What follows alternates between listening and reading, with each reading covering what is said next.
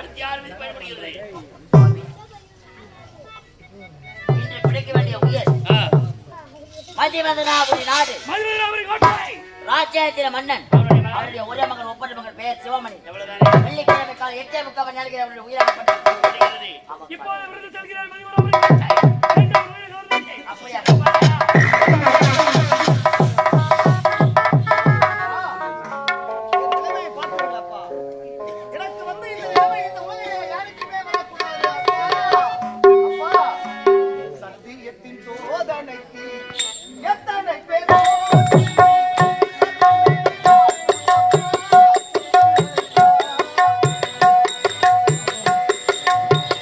சத்தியத்தின் சோதனைக்கு எத்தனை பேர் போட்டி தர்மம் என்னை வாட்டுதப்பா சொந்தங்களை காட்டி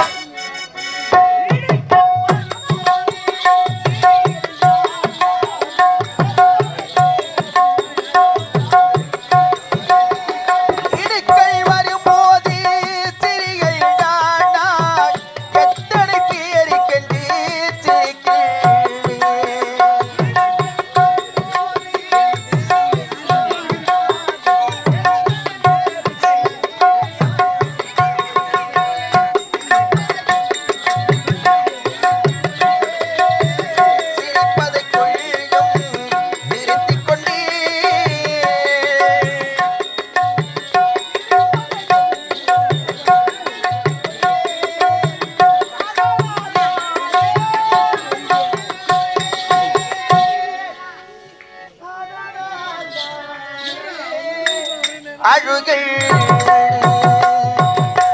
சத்தியத்தின் சோதனைக்கு எத்தனை பேர் போட்டி தர்மம் என்னை மாட்டுதப்பா சொந்தங்களை காட்டி அத்தனையும் தாங்கிவிட்டேன் சக்தியினை கூட்டி ஆண்டவனும் சேர்ந்து கொண்டான் சங்கடத்தில் மாட்டி ஆண்டவனும் சேர்ந்து கொண்டான் சங்கடத்தில் மாட்டி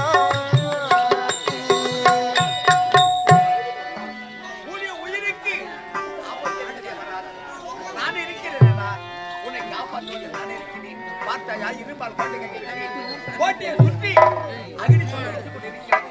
இந்த கோட்டைக்கு இரவு விழுந்து விட்டால் உனக்கு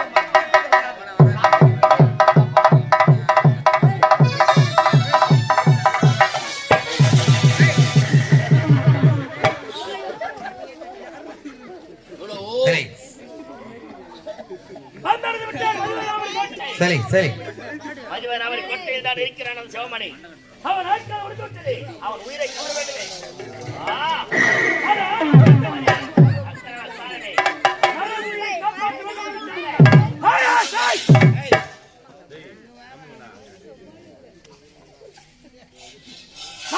காப்பாற்ற வேண்டும் என்ற ஒரே காரணத்துக்காக இரும்பால் கோட்டை அமைத்து அதை சுற்றிடம் அக்னி ஏற்றி வைத்திருந்தான்.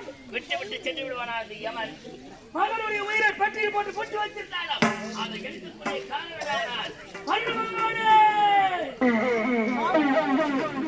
இப்போது மழையாக பேசி இந்த மறைத்து வைக்க இப்போது ஒருபோது பிடிக்க போவது கிடையாது. கோட்டைக்குள் இந்த உருவத்தோடு செல்ல முடியாது. எப்போது உருவாகி உள்ளே செல்கிறேன்.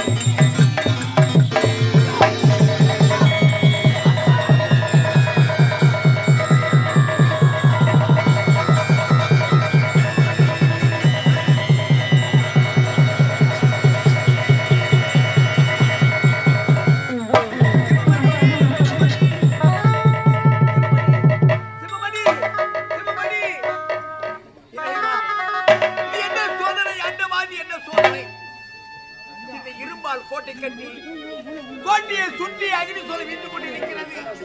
என் மடிமீது தலைவித்து உறங்கிக் கொண்டிருந்த என் மகன் கருணாக வருகிறது என்று உரைத்தாடி. ஆனால் அந்த பாவி கண்களுக்கு தெரியவில்லை. என் மகனை கருணாகம் தேடி என் மகன் இருந்து விட்டானே. சிவமணி எப்போது அப்போது அழைக்கப் போகின்றான். நான் கட்டியிருந்த மலைக்கோட்டை எத்தனை மண்கோட்டையாக போய்விட்டேன். சிவமணி சிவமணி என் மனம் இங்கே வாடுதடா.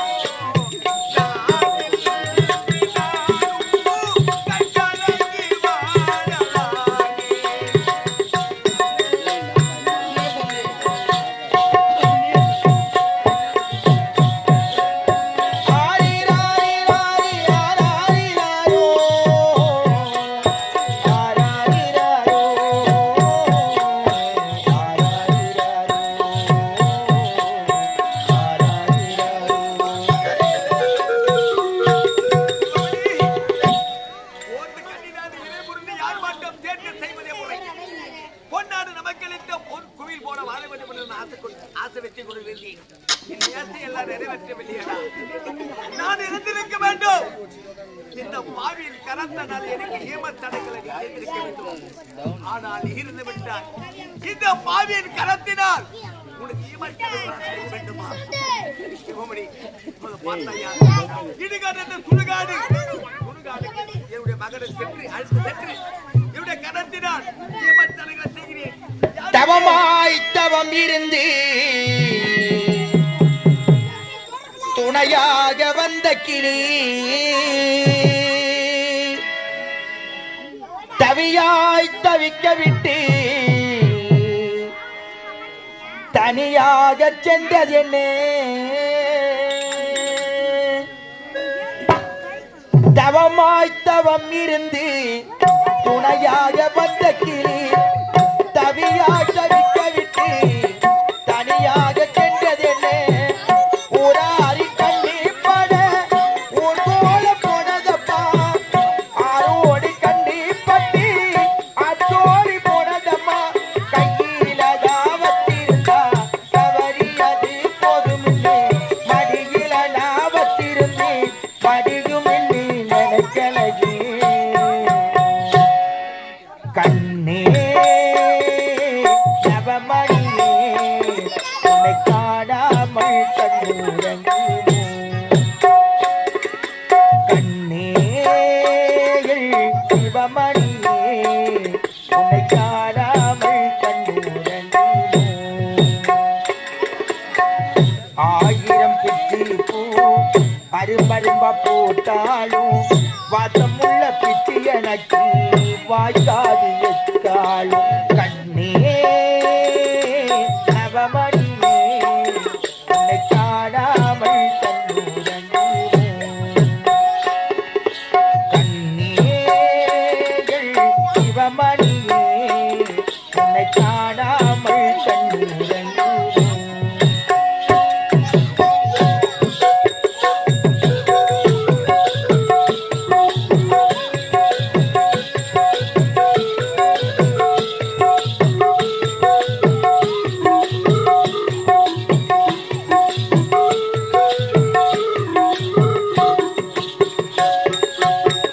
ஒன்னிரண்டு பெற்றிருந்தால் துக்கம் அது தோடாது உன்னை நானும் விட்டதினால் கண்ணீரெண்டும் மூடாது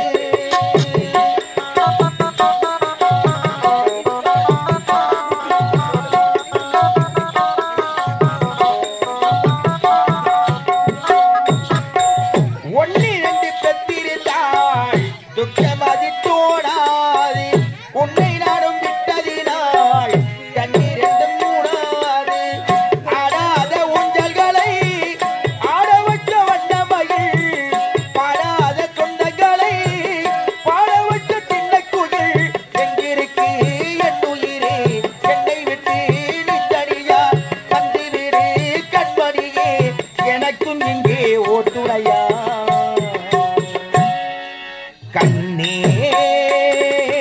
நவமணியே உன்னை காணாமல் கண்ணுறங்குமோ உன்னே சிவமணியே உன்னை காணாமல் கண்ணுறங்குமோ ஆயிரம் பிச்சி பூ அரும்பரும்பா போட்டாலும் வாசமுள்ள பிச்சி எனக்கு வாய்க்காது இருக்காள் கண்ணே நவமணியே உன்னை காணாமல் கண்ணுறங்குமோ உன்னே சிவமணியே உன்னை காணாமல் கண்ணுறங்குமோ ஆரிராரோ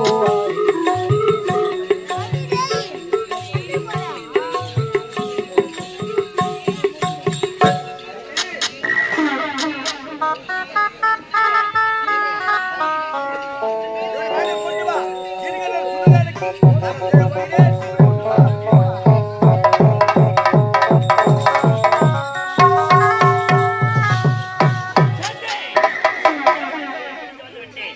அவன் செய்த பாவம் முடித்து வைத்தேன். அவனை சொர்க்கம் சேர்ப்பானா அல்லது நரகம் சேர்ப்பானா என்ற கணக்கை பார்க்க வேண்டும். அதற்கு நிறுத்தமாக தெளிவாக இப்போதே பார்க்கிறேன் சாமி.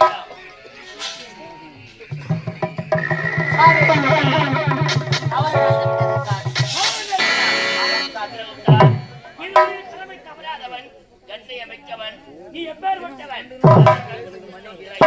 அப்படி என்ன தவறு நடந்தது சாமி? ஆ, அந்த சிவமணியோடைய உயிரானது சனிக்கிழமை காலை 8:30 மணி நாளைக்கு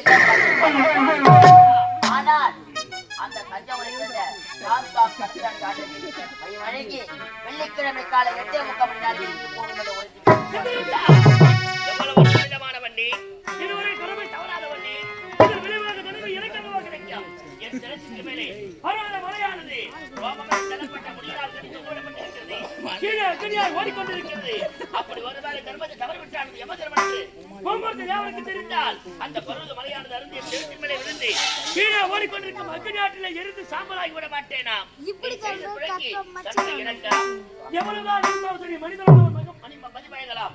ஆனால் நீ யார்? சித்திரகுப்தன். உலகெல்லாம் அனைவருடைய கொடுத்தான்.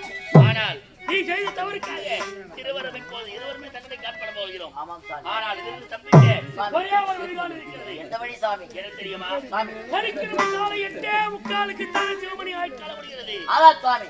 ஒரு நாள் முன்பதாக வெள்ளிக்கிழமை காலை 8:45 எல்லாம் பிடித்து விட்டோம். ஆமாம் சாமி. இந்த விடயம் உனக்கும் எனக்கு மட்டும்தானே தெரியும். ஆமாம் சாமி. மற்ற யாருக்கு தெரியாது அல்லவா? தெரியாது சாமி. அப்படி என்றால் நான் சொல்லும் பிரகாரம் நீ செய்த முடி. சாமி. ஒரு தங்க பஞ்சாட்சர பேழையை கொண்டு வந்து இந்த சிவமணியின் உயிரை அந்த தங்க பஞ்சாட்சர பேழையை அடித்து வை.